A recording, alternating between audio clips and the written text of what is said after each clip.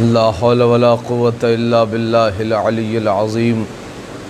أعوذ بالله السميع العليم من الشيطان الرجيم. بسم الله الرحمن الرحيم. الحمد لله الذي هدانا لهذا وما كنا لنهتدي لولا أن هدانا الله. لقد جاءت رسل ربنا بالحق. والصلاة والسلام والتحية والإكرام على النبي المكي المدني القرشي الهاشمي الأبتهي مولانا و مولا الثقلین جد الحسنین ابی القاسم محمد وآلہ الطیبین الطاہرین المعصومین المظلومین ولعنۃ اللہ علی اعدائہم اجمعین. اما بعد فقد قال رسول اللہ صلی اللہ علیہ وآلہ وسلم حسین منی وانا من الحسین. صلوات محمد.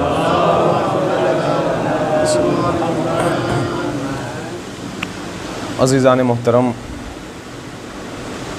بزرگان ملت، برادران ایمانی، حاضرین گرامی قدر،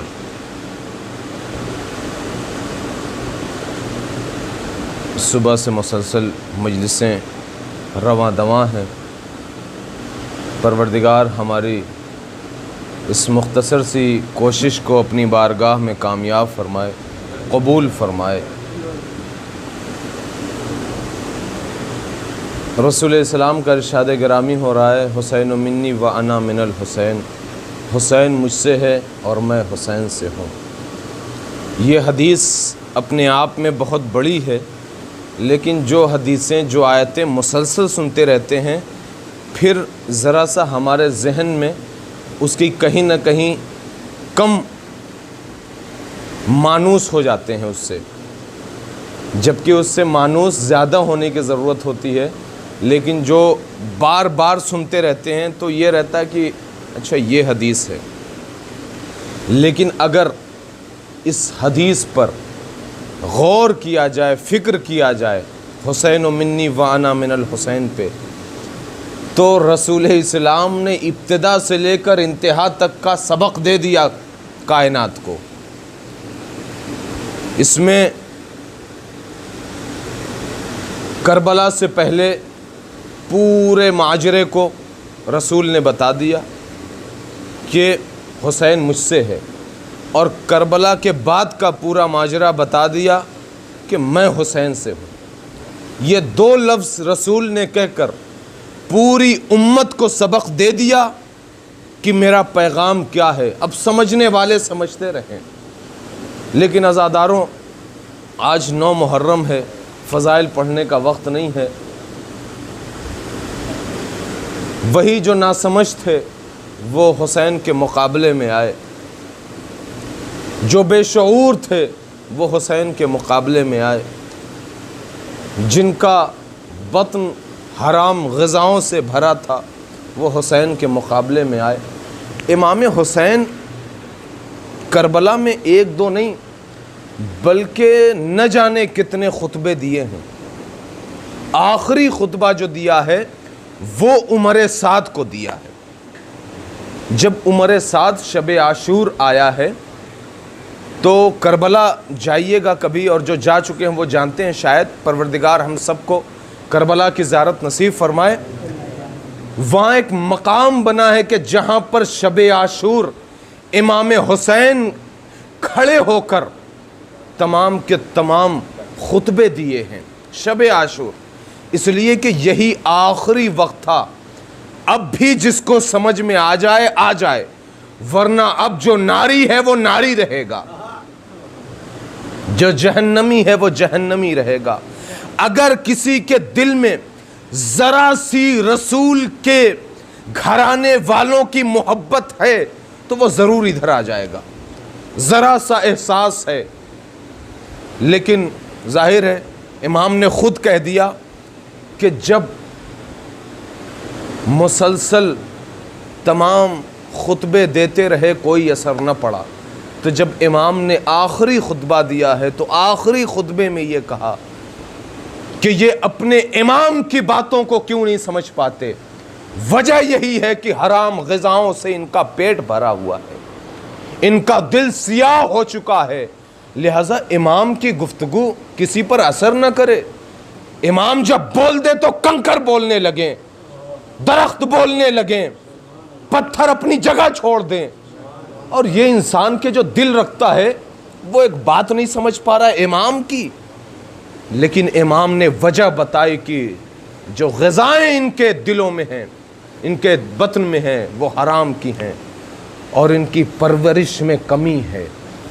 لہٰذا عزیزان محترم, شب عاشور امام حسین نے وہاں سے سارے پیغام دیے.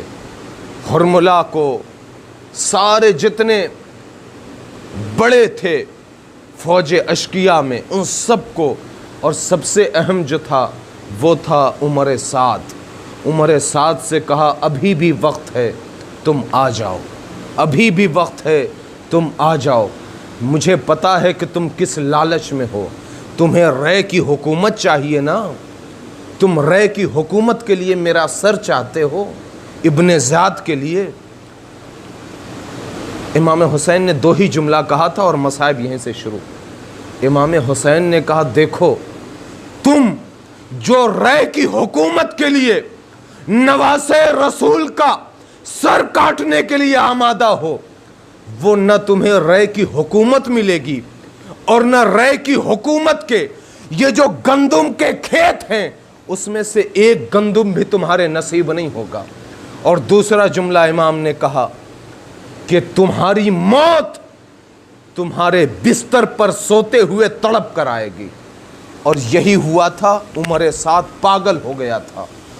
کربلا کی جنگ کے بعد جب عمر سعد پہنچا ہے وہاں پر کہ مجھے انعامات چاہیے, رے کی حکومت چاہیے, تو اس کا مذاق اڑایا تھا ابن زیاد نے لوگوں کے سامنے, اور پھر وہ پاگل ہو کر مرا تھا اپنے بستر پر. نہ اسے رے کی حکومت ملی, نہ اسے زندگی چین کی ملی. امام سامنے کھڑا ہو کر سمجھا رہا ہے اور کہہ رہا ہے کہ تمہیں رے کی حکومت نہیں ملنے والی, تم چاہے گلا پیش کر دو ہمارا, سر پیش کر دو ہمارا. لیکن پھر بھی اسے سمجھ میں نہ آیا. ہاں عزیزان محترم, لیکن حسین نے جتنی بھی قربانیوں سے پہلے باتیں تھی سب پہنچا دیں فوج اشقیاء کے سامنے. کیوں پہنچائی؟ اس لیے کہ امام تھا, اسے تبلیغ کرنا ضروری تھا, اسے بات پہنچانا ضروری تھا.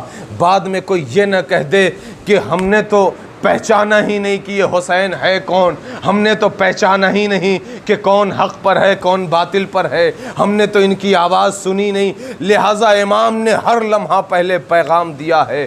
ہاں عزاداروں, آج 9 محرم ہے, آپ مسلسل عبادت میں مصروف ہیں, عبادت حسین کر رہے ہیں, عبادت مجلس میں شامل ہو رہے ہیں. عزاداروں ایک جملہ کہوں, 10 محرم کا جب دن نمودار ہوا ہے تو صبح سے لے کر عصر عاشور تک قربانیاں جاری تھیں, لیکن جناب علی اصغر کی قربانی سب سے آخری قربانی تھی. حسین سے پہلے سب سے آخری قربانی جناب علی اصغر کی تھی.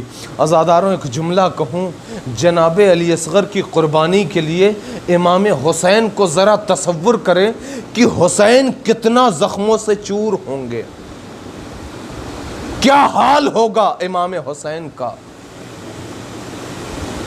آپ تو صبح سے مجلسیں کر رہے ہیں نا, ایک کے بعد ایک مجلسیں کر رہے ہیں.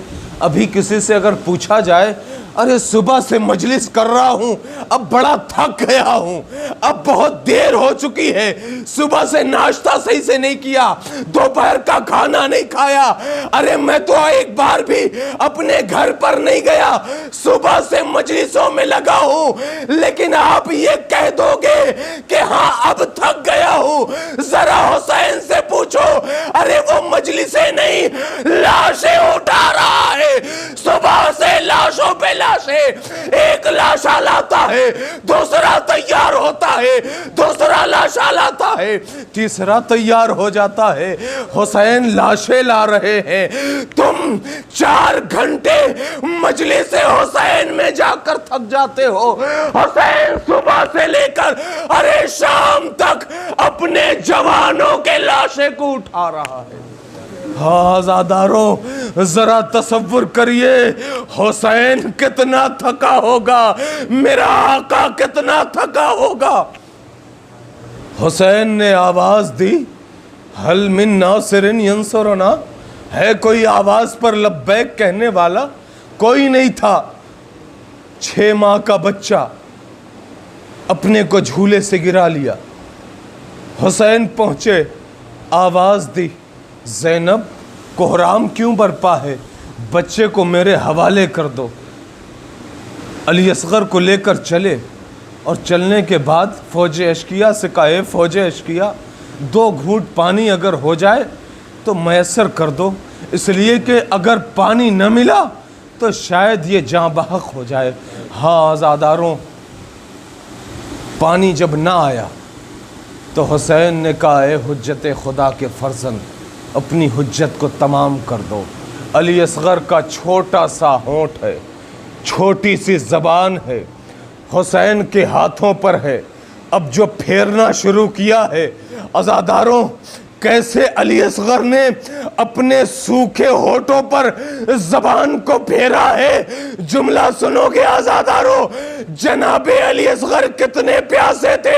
ارے روایت کہتی ہے، لوگ بیان کرتے ہیں، تشبیہ پیش کرتے ہیں کہ جب مچھلی پانی سے باہر آ کر تڑپتی ہے تو وہ تڑپنے والا ماحول نہیں تھا، بلکہ تڑپتی پہلی حالت میں ہے، دوسری حالت میں صرف اپنی کروٹ بدلتی ہے، اس کروٹ اس کروٹ۔ لیکن علی اصغر کا جو ماحول تھا وہ مچھلی کی تیسری تھی۔ ارے جب مچھلی آخری حالت پہ پہنچتی ہے تو صرف اپنی زبان کو کھولتی ہے، بند کرتی ہے، کھولتی ہے، بند کرتی ہے۔ علی اصغر کا جو ماحول تھا کربلا میں، ارے ننھا سا علی اصغر کا دہن، ارے کھلتا ہے، بند ہوتا ہے۔ فوج اشقیاء نے دیکھا کوہرام برپا ہوا، ادھر سے آواز آئی، اقطع کلام الحسین، حسین کے کلام کو قطع کر دو۔ اب ہرملہ نے تیر جوڑا، جیسے ہی تیر جوڑا ہے عزاداروں، لیکن ہرملہ اپنے دور کا سب سے بڑا تیر انداز تھا، تیر انداز تھا۔ عمر سعد نے کہا، ہرملہ تیر کیوں نہیں چلاتا؟ ہرملہ نے کہا، تیر چلاتا ہوں، لیکن بار بار یہ پتہ نہیں کون ہے جو سامنے آ جاتا ہے۔ ارے وہ کوئی اور نہیں تھا بلکہ شہزادی فاطمہ۔ اے ہرملہ، ارے کیا خطا ہے اس 6 ماہ کے بچے کی؟ عمر سعد نے ایک جملہ کہا، ہرملہ تم 6 ماہ کے بچے کو نہیں مار پا رہے ہو؟ ہرملہ نے کہا، جب بھی کوشش کرتا ہوں تیر لرزنے لگتا ہے، ہاتھ لرزنے لگتا ہے۔ عمر سعد نے کہا، بڑی سے بڑی جنگوں میں تمہیں دیکھا ہے، بڑے تیر انداز ہو، اور تمہارا تیر کا نشانہ کبھی چوکتا نہیں ہے، آخر آج تمہیں کیا ہو گیا؟ ہرملہ نے کہا، اے عمر سعد، صرف بی بی نہیں آ رہی ہیں بلکہ کبھی رسول آ جاتے ہیں۔ اے ہرملہ، ارے اس معصوم نے کیا کیا ہے؟ کبھی علی آ جاتے ہیں، ارے میرے پوتے نے تمہارا کیا بگاڑا ہے؟ لیکن ہاں عزاداروں، ہرملہ نے تیر چلایا، علی اصغر کے گلے پہ لگا، تیر لگنا تھا کہ خون کو چلو میں لیا۔ حسین نے آسمان کی طرف پھینکنا چاہا، آسمان کی طرف سے آواز آئی، حسین آسمان اسے برداشت نہیں کر سکتا، زمین اسے برداشت نہیں کر سکتی۔ حسین نے ریش مبارک میں ملا، اور اس کے بعد جناب علی اصغر کی قبر کو جب بنایا ہے امام حسین نے، اور قبر کو بنانے کے بعد جناب علی اصغر کی قبر پر پانی کا چھڑکاؤ کرنا تھا۔ ہم اور آپ قبروں پر لے جا کر پھول چڑھاتے ہیں اور پانی لے کر اس قبر کو بھگوتے ہیں، لیکن میرا امام اتنا مجبور، اتنا مظلوم، ارے ایک قبر ہے اسے بھی پانی سے بھگو نہیں سکتا، ارے آنسوؤں کی برسات کی قبر علی اصغر کو بھگویا۔ لیکن ہاں عزاداروں، جب کربلا میں تمام کے تمام شہداء شہید کر دیے گئے، جب شمار کیا گیا تمام سر، تو ایک سر کم آ رہا تھا۔ ایک آواز آئی، ہم نے تو 72 قتل کیے تھے، آخر ایک سر کم کیوں ہے؟ کسی گوشے سے ایک لعین نے آواز دی، میں نے دیکھا تھا کہ حسین کسی چھوٹے سے بچے کو ارے قبر میں اتار رہے تھے، پشت خیمہ قبر بنائی تھی۔ ادھر سے حکم ہوا کہ جاؤ دیکھو کہاں قبر ہے، سر کاٹ کر لاؤ۔ قیامت آ گئی عزادارو، اے رباب اپنے کلیجے کو تھام لینا، تیرا بیٹا بڑا مظلوم ہے، ایک بار شہید نہیں ہوا۔ ادھر سے نیزہ لے کر چلے، اشقیہ نیزہ مارتے ہیں سرزمین کربلا پر، گھوڑے پر سوار نیزہ مار رہے ہیں۔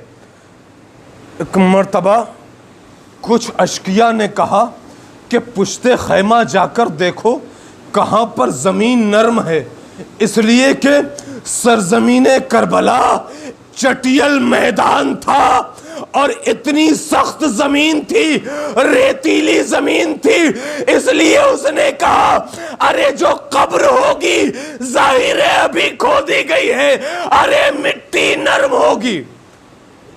لوگوں نے نرم مٹی تلاش کرنی شروع کی۔ اب ایک شخص کہتا ہے مجھے یہاں پر نظر آ رہی ہے کہ ابھی تازہ مٹی ہے، نرم مٹی ہے۔